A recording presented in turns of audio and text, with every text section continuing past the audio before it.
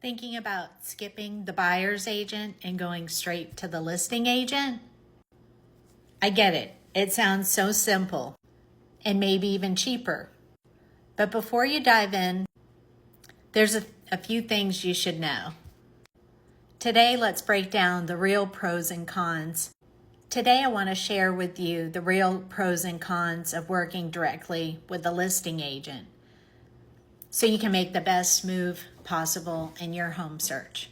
This is actually a blog post I just wrote about. What exactly is an unrepresented buyer? Well, let's start with the basics. An unrepresented buyer is typically called a customer in real estate. It's basically someone who doesn't have their own agent. You're working directly with the listing agent, who is typically hired by and loyal to the seller, so they can facilitate the deal. Their legal responsibility is not to the customer.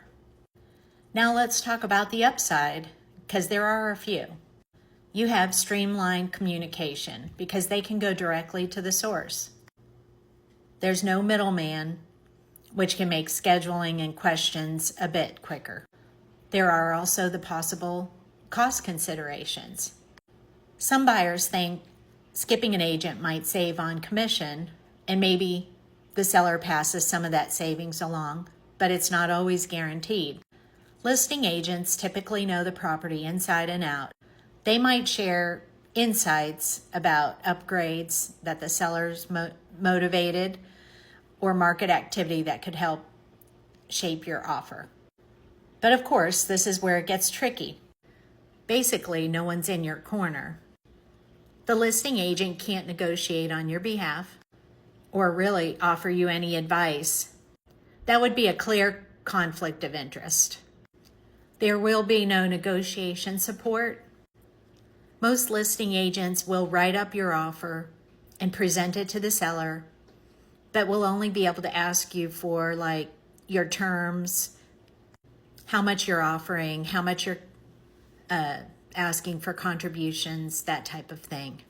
The listing agent does have to disclose material facts, yes, but let's face it, they're not going to dig for stuff like a buyer's agent would. For instance, if a buyer's agent does a walkthrough with their buyer and sees things that maybe even the seller didn't notice, they're going to advise their client about those things and point them out. Basically, think about what it would be like to go to court without a lawyer. Would you walk into a courtroom without a lawyer and rely on the other side's lawyer? Probably not. Buying a home is one of the biggest purchases in your life. Having a buyer's agent brings market expertise and contract know-how and advocacy.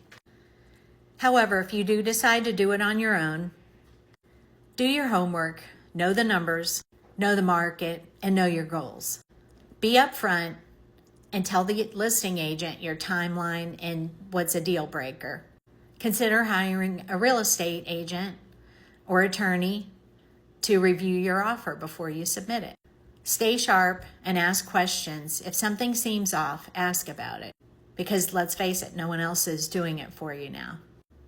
The bottom line is, can a buyer buy without a buyer's agent? And should you? That depends on how confident and informed you are. If you ever feel like you're in over your head or just want someone in your corner, I'm here to help. No pressure, just guidance. Do you have questions or concerns with representation? Are you ready to make a move? And just in closing, I wanted to tell you a quick story. I have worked several times on a deal representing the seller, and an unrepresented buyer has come presenting an offer. I have been able to close successfully on several deals recently, working for the seller and writing up an offer for a customer, a buyer. The deals have typically gone pretty good, and I've made some long-term relationships with those buyers.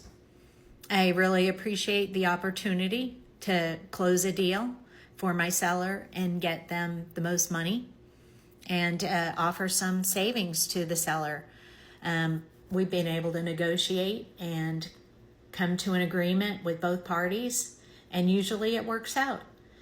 However, if a buyer is like a first-time home buyer or somebody who has not bought and sold before, I highly recommend they get a buyer's agent. This way they have all of the ins and outs and everything's explained to them, or it should be with a good buyer's agent. I just feel like a first-time home buyer, someone who has only bought a couple of properties, really does need someone in their corner negotiating on their behalf. However, if you're a seasoned buyer and seller, you've done this several times, it's really worth a try. So go ahead, give it a try. Feel free to call me on any of my listings and see if we can make a deal. Just let me know if you have any questions. If you do, drop them in the comments below.